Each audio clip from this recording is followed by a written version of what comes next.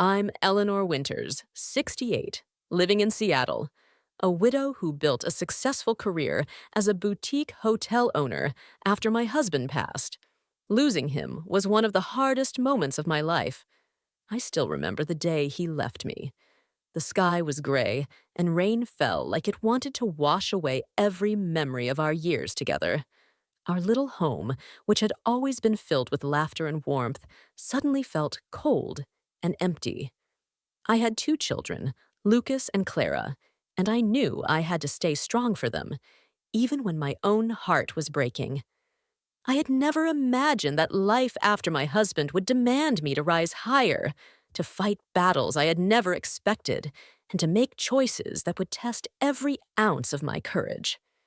Every morning, I walked into my small but charming hotel, greeted the staff with a smile I sometimes didn't feel, and reminded myself that the work I had built was not just for me. It was for Lucas, Clara, and the legacy of our family. Slowly, over the years, I learned to take pride in my achievements. I had managed to expand the hotel, bring in loyal clients, and create a name for myself in a competitive industry, all while navigating the challenges of being a single mother. It wasn't easy. There were nights I cried alone in my office, wondering if I would ever find someone to trust again, or if happiness was a luxury I no longer deserved. Yet, through every challenge, I kept moving forward, because stopping was not an option. Life had shown me that resilience was not just a trait, it was a necessity. My two children, Lucas, 34, and Clara, 31, had grown up seeing me work tirelessly, sometimes missing birthday parties, school events, and even small family dinners. Yet they never complained. Instead, they admired the strength I carried so effortlessly, or at least they said they did. I wanted them to inherit more than just material wealth. I wanted them to inherit courage, determination, and a sense of integrity that could not be bought. Lucas had inherited my sharp mind and practical nature, always analyzing situations and warning me of risks, while Clara had a softer, empathetic heart, often noticing my moods even before I spoke. Together, they were my anchor, my reminder that life was worth fighting for. I remember the nights we sat together in the quiet of our home, the city lights outside the window flickering like distant stars, and we talked about dreams, failures, and the future. Mom, Lucas once said, we don't just want your money. We want your courage, your principles. Clara nodded, adding, we want to learn how to face life the way you do. Those words, innocent as they sounded, filled me with a pride so deep I almost forgot the loneliness that weighed on me after my husband passed. My children had become my world, and protecting them, guiding them, and teaching them was a responsibility I carried like a shield against any hardship that life might throw at us. In those moments, I promised myself that nothing, no person, and no circumstance would ever compromise our family's safety or our legacy. Little did I know that this promise would soon be tested in ways I could never have imagined. A few years ago, I met Derek. He was everything that seemed safe and charming, the kind of man who could make you believe in fairy tales even when life had been cruel. He had an air of sophistication, always impeccably dressed, with a smile that suggested he could solve all your problems. When we first met, he claimed he admired my work ethic and the hotel I had painstakingly built. Eleanor, you deserve someone to take the weight off your shoulders, he said, his voice soft and reassuring. I wanted to believe him. After decades of carrying responsibility, the idea that someone genuinely wanted to be by my side, not for my money, not for appearances, but for me, was intoxicating. At first, our relationship was pleasant. He would come to my hotel, help with minor tasks, and always compliment my decisions. He listened when I talked about Lucas and Clara, and he remembered small details about our family that he shouldn't have. It felt as if he truly cared. And for the first time in years, I allowed myself to feel hope. But hope can be dangerous. It blinds you to small warnings, subtle signs, and whispers of doubt. And in the early days, Derek was careful to hide any hint of the man he truly was. His charm, his attentiveness, and his calculated kindness created a comfort I had not felt in years. I started imagining a future where life was simpler, where I wasn't constantly on guard, and where my children could enjoy the warmth of a partner who respected and cared for their mother. But life, as I was about to learn, is never as simple as it appears. He often said to me, "Eleanor, let me handle the hard parts for you. You've done enough already." Those words echoed in my mind, making me feel seen and appreciated.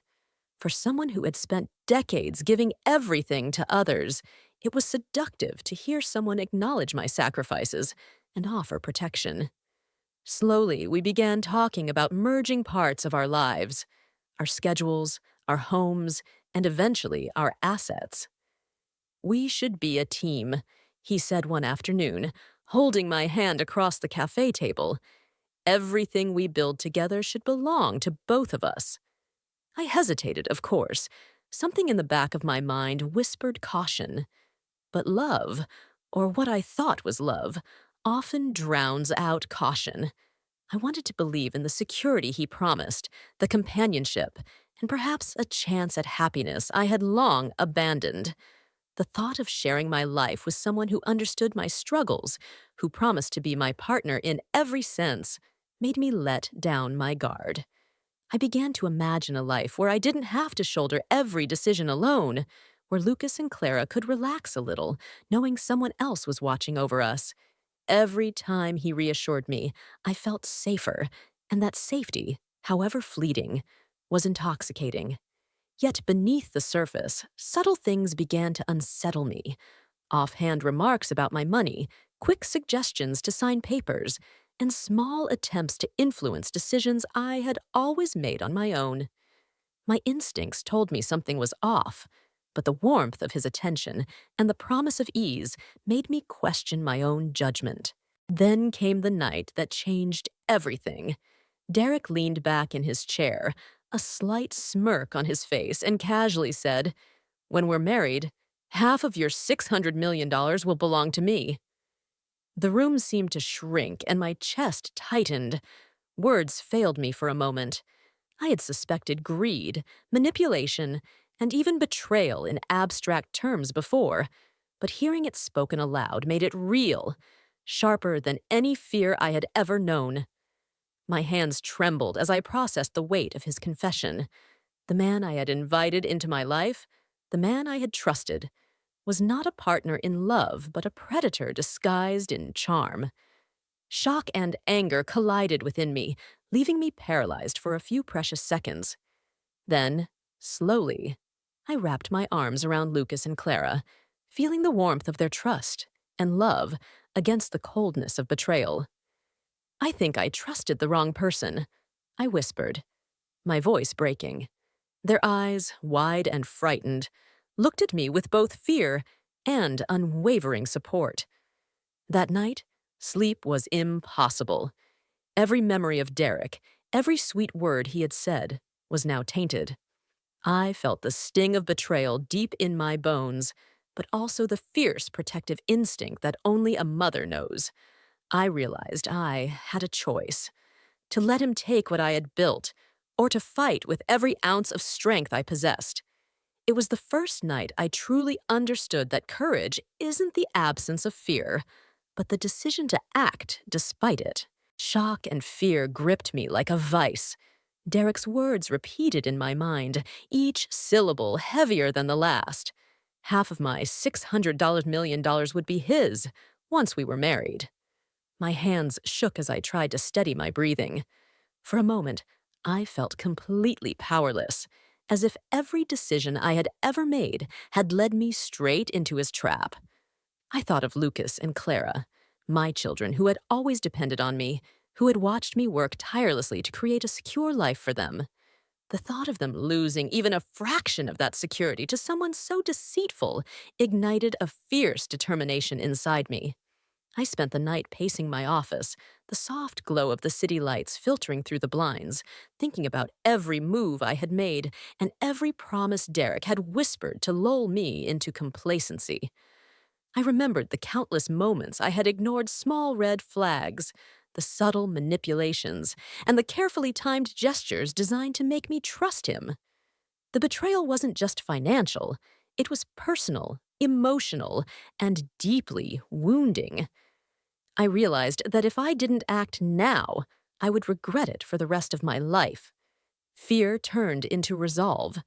I knew I had to act swiftly, protect what I had built, and most importantly, shield my children from the consequences of my misplaced trust. It wasn't just about money anymore. It was about integrity, dignity, and survival. I made a mental list of steps I would take, planning my moves with the precision I had once used to manage my business. The night was long, filled with anxiety, but also clarity. I finally understood that courage meant facing the harsh truth and taking action, no matter how painful. The next morning, I called Lucas and Clara into my office. Their eyes widened when they saw the seriousness etched across my face.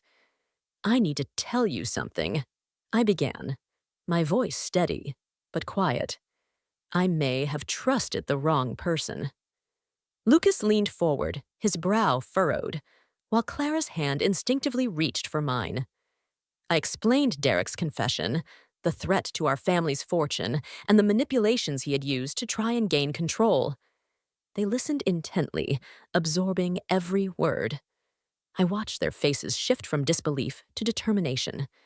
Lucas's jaw tightened as he said, "Mom, we will not let him take what's ours." Clara nodded, squeezing my hand. "We trust you to do the right thing. We're behind you." In that moment, I felt a surge of strength. It wasn't just my fight anymore. It was ours. We spent the day reviewing documents, discussing our options, and planning our course of action. My children's support was a reminder that family isn't just blood or shared memories. It's the willingness to stand together in the face of danger. Derek had miscalculated one thing. He underestimated the bond we shared and the lengths we would go to protect our own. That night, I sat alone for a few moments, reflecting on how easily trust can be given and how vital it is to protect it. I realized that fear can either paralyze you or drive you to action, and I had chosen the latter. This clarity gave me a sense of calm amidst the storm, a sense that we could survive this challenge if we faced it wisely and decisively. I remembered the lessons my late husband had taught me: honesty above all, respect for one's family, and never compromising on principles. Those memories became my compass. I called my lawyer immediately and explained the entire situation. "We need to act first," I said firmly, "before Derek even thinks of making another move." Every word was deliberate. There was no hesitation. The lawyer reassured me that filing first would protect our assets and ensure Derek could not lay claim to anything. I signed the necessary paperwork with a sense of purpose, each signature a declaration of independence and strength. Derek's actions had forced my hand, but I refused to let him define my life. I spent hours reviewing legal documents, ensuring every precaution was taken to secure the hotel, our bank accounts, and investments.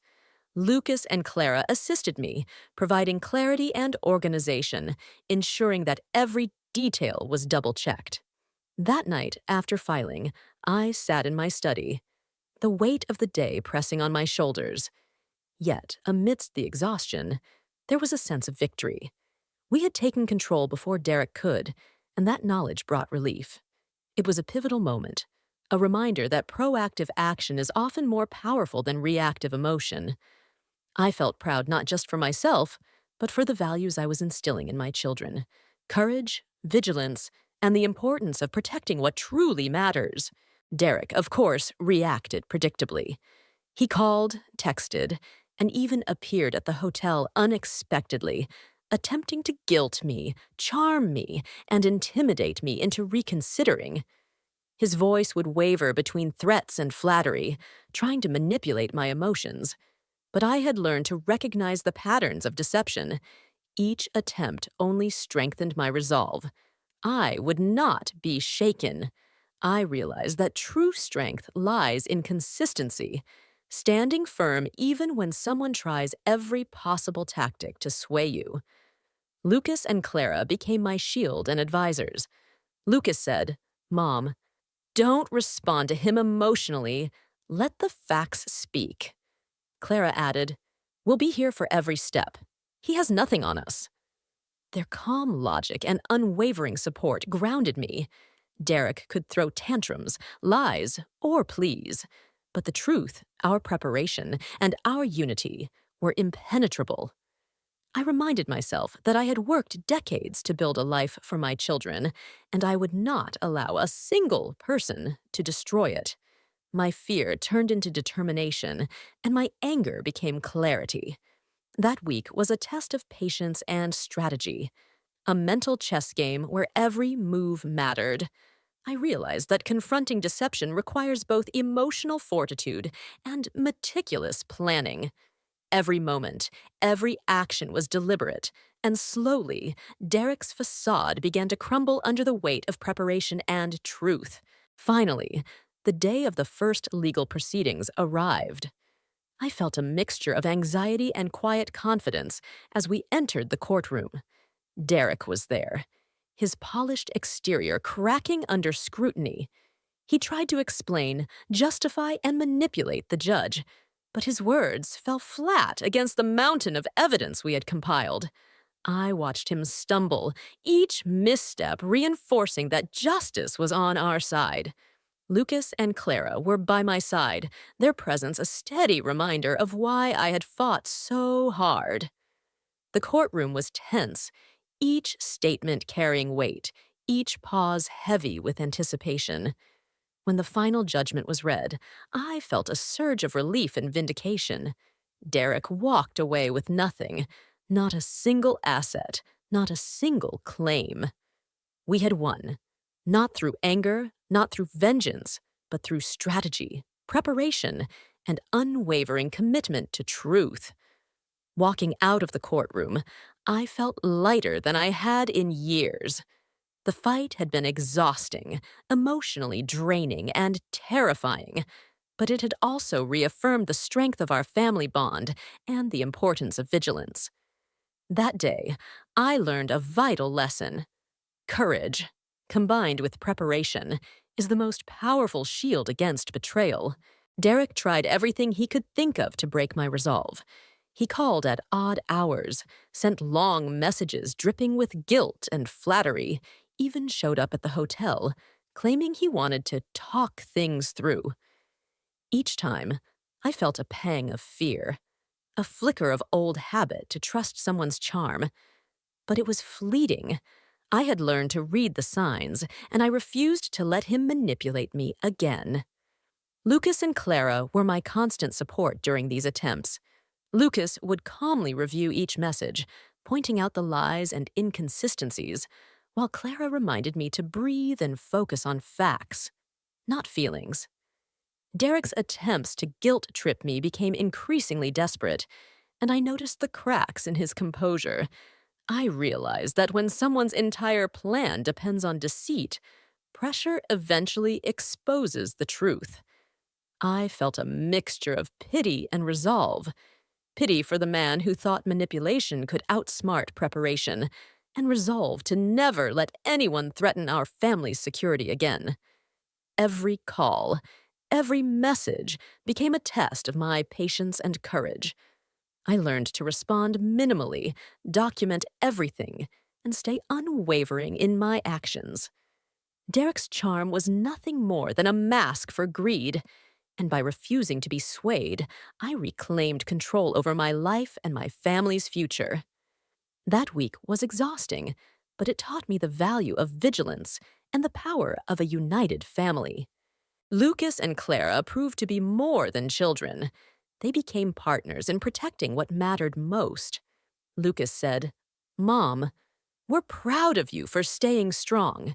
You've always fought for what's ours." Clara added, "No one has the right to steal from us. We'll stand together, always." Their words filled me with renewed strength, and I realized that courage multiplies when shared with those you love. We spent hours together reviewing documents, preparing responses, and planning next steps. The solidarity we displayed as a family was unbreakable. Derek may have underestimated me, but he had no idea he was up against a team bonded by trust, respect, and love. In moments of doubt, I looked at Lucas and Clara and felt the reassurance that I was not alone. Their belief in me reminded me of why I had fought so hard in the first place. Not for pride, not for money, but to protect our integrity, our legacy, and each other. Each small victory, an ignored threat, a dismissed claim, a corrected document, strengthened our position. Every day, I watched Derek's attempts grow more frantic, and I knew the end was near.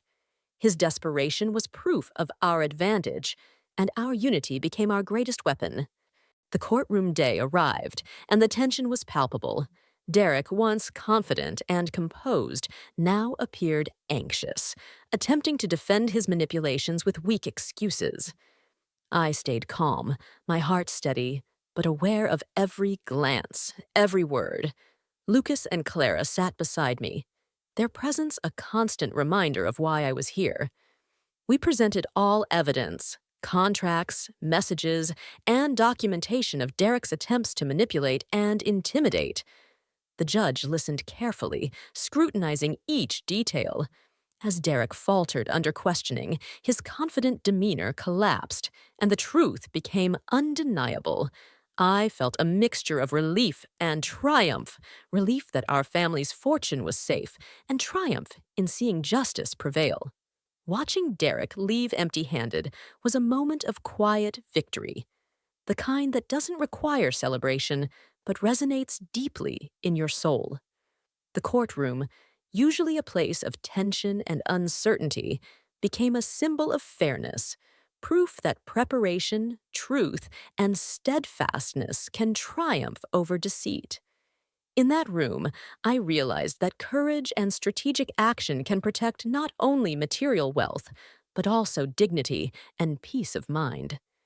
This experience would stay with me forever, a lesson in vigilance, patience, and the power of family unity. Leaving the courtroom, I felt a wave of calm wash over me.